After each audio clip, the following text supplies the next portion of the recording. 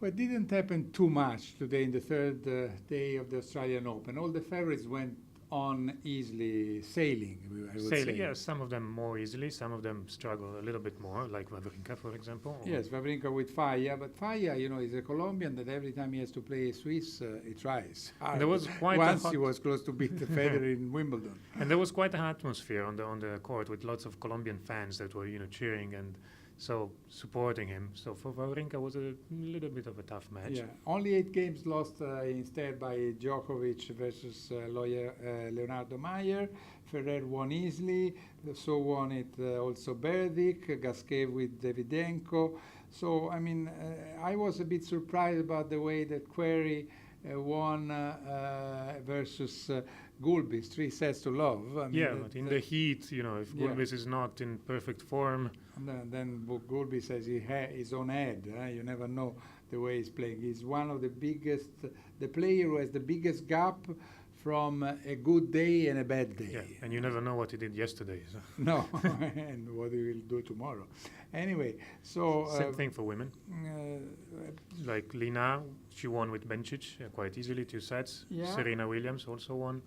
So no surprises on that side. There was as well. an interesting story with Lina's coach, Carlos Rodriguez, who was the former coach of Justine Henin.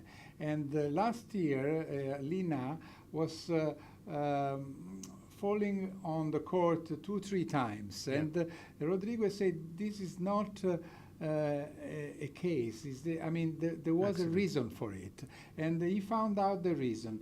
Lina has been going a lot on the bicycle and keeping foot flat on on the bicycle, on the and pedals. so on the balance, and so she has developed lot of muscles in the middle part of the feet, but not on the lateral part. So that was affecting the way she was running. Yeah, and she was falling because of that, and so he studied the way to overcome that problem, and he made her playing in the sort of football to develop all the other muscles. Well, I And remember now- last year she fell 2 times in the final. In the final, it was. And that shows how determined and how clever is Carlos Rodriguez. He's studying all the small details, and not many people know that. Yeah, that's very useful, probably. Yeah.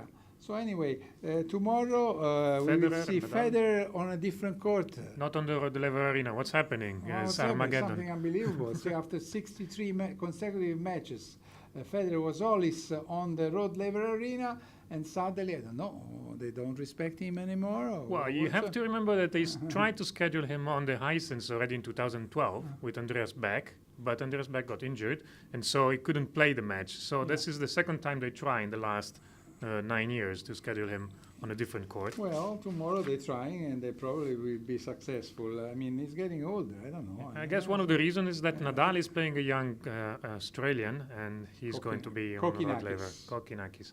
That's going to be an interesting match. And in the evening match, there is Andy Murray with this French Vincent Millot that is probably already happy to be there. Of course. Interesting day for the doubles, for some doubles. Today there was Hewitt Rafter who played together. Oh, yeah.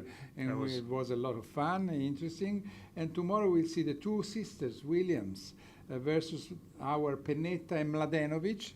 And that's also it's double to follow. Yeah. Actually, it's always interesting to see the Williams here because they don't always win. Last year they lost to the other Italians. Yeah. So this could be an interesting first round for them. Okay. Well, enjoy and see you tomorrow for the 4th day of the Australian Thank Open. you.